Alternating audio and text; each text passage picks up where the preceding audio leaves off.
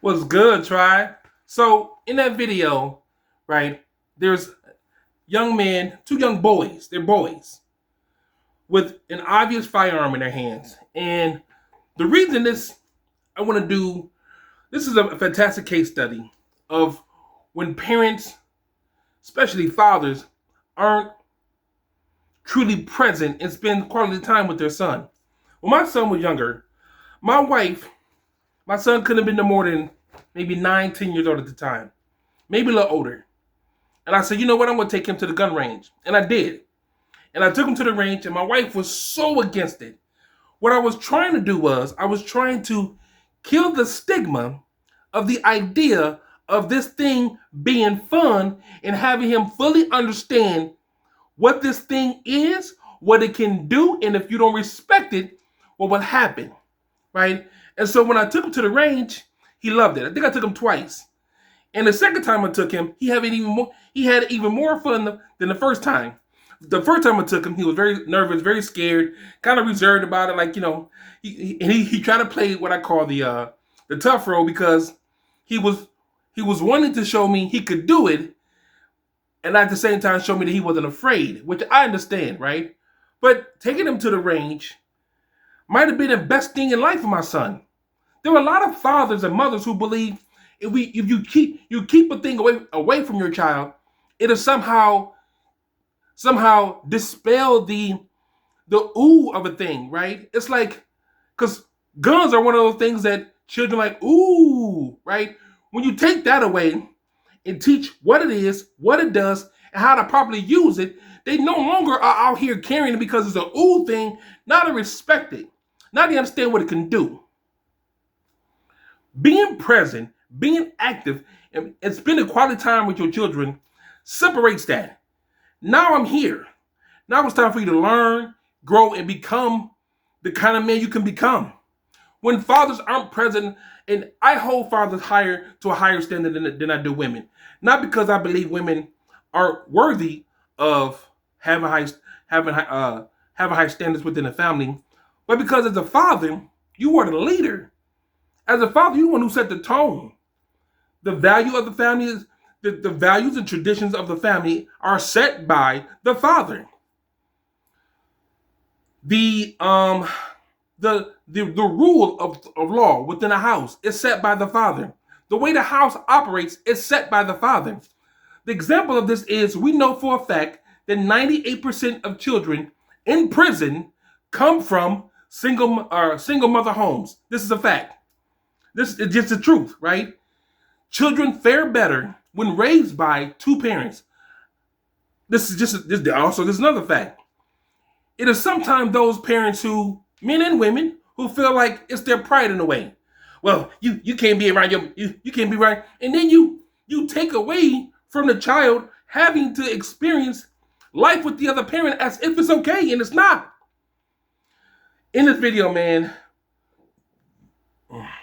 today we're gonna talk about spending quality time and the power of presence in a child's life. And we're going to read lesson 4 in my Become a Better Man program. This is lesson 4, right? The power of presence and quality time. Many fathers believe that providing financially is the greatest responsibility. While provision is important, a child's deepest need isn't more things, it's you. Children don't measure love by the money you spend, they measure by the time and attention you give. A father who is physically present, but emotionally a father who is physically present but emotionally absent creates a silent wound in a child's heart. Your child needs you to show up, engage, and be fully present in their world. If this young man having a present, active father in his life could have changed things drastically. 98% of these boys just want a dad. They do. Most of these boys want a daddy. And I don't mean that in the whole Diddy kind of way. I don't mean that bullshit, man. Don't do that. But seriously, man, most of these boys just need somebody to say, hey, man, let me sit down and talk with you. What you are doing isn't what you should be doing. And because most people don't want to see the value in that because of their pride and their stupidity, most boys, look, most of these men know they needed a father. I know for a fact, as a 48-year-old man, that I wish I would have had a active, present, emotionally responsive father in my life. I didn't.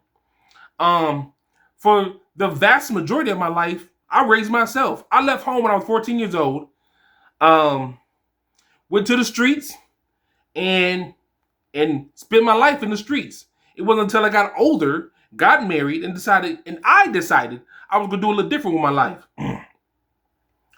I didn't learn and create these programs because some man sat me down and taught me. I taught myself how to become a good man. I taught myself how to become a good father. I taught myself what it meant to be a quality parent in my son's life, in my daughter's life, in my grandchild's life, right? That was something that I innately learned. Now, I learned it through trial and error because I kept failing at certain things, but sometimes, especially fathers, man, we forget that you just being there is massive, man. My son would tell you, man, he's 23 now, 22, 23 now. Yeah, he's 23 now.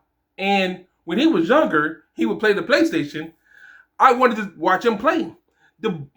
Listen, this man is so skilled at this whole gaming thing. It's incredible, right? So I would watch him play and be floored by how he played. I end up engaging in the PlayStation because of watching my son play.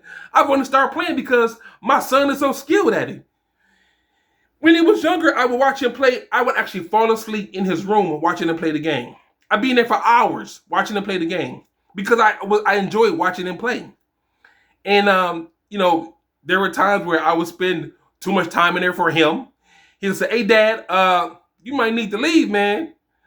I'm getting tired." Oh, okay, son. I knew that was my key to leave, right? My cue. I've been there all this time. But it was in those little moments, man, I would watch him play that we bonded. And as he got older, that is another thing that we bonded over, right? I'd go in his room like here a couple of years ago, 4 or 5 months ago, he moved out. So up until about 4 or 5 months ago, I would actually, "Hey, man, you playing the game? Yeah, you mind if I hang out with you? Yeah, no problem." And I'm almost 50 years old. My son's 25, and I still like to hang out with him. What is that quality time in that our children are mostly needing? We believe, as fathers, we need to have money, and you don't, man. You don't. I'm going to say something that I haven't said in quite a while, and I think it needs to be said. I didn't raise my biological daughter, Kaisha. I didn't. I wasn't afforded the responsibility to raise her. I would have loved to. I would have loved to be part of her life and been an active, present part of her life. I would have loved that.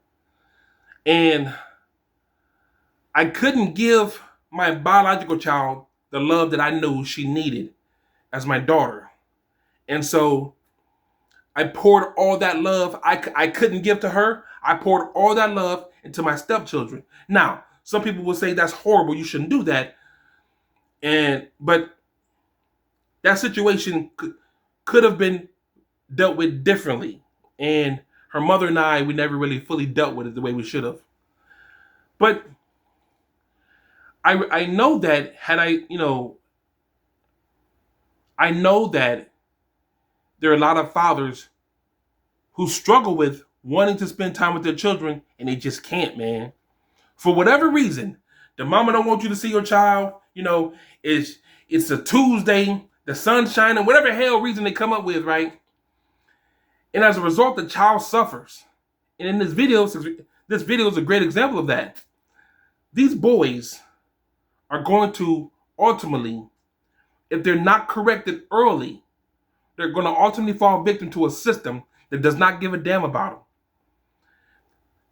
Boys, period. White boys, black boys, whatever kind of baby these children are, these babies are going to suffer because either the mom isn't strong enough to deal with trying to raise two boys, which most women aren't, Either the mom isn't strong enough to raise two boys, or there's a man present and she spends her time mostly worrying about that man and not these two boys.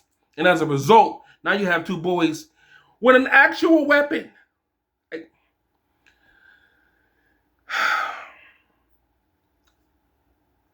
Your presence in your child's life means so much. I want to read something before I leave, man. The core teaching of this particular lesson.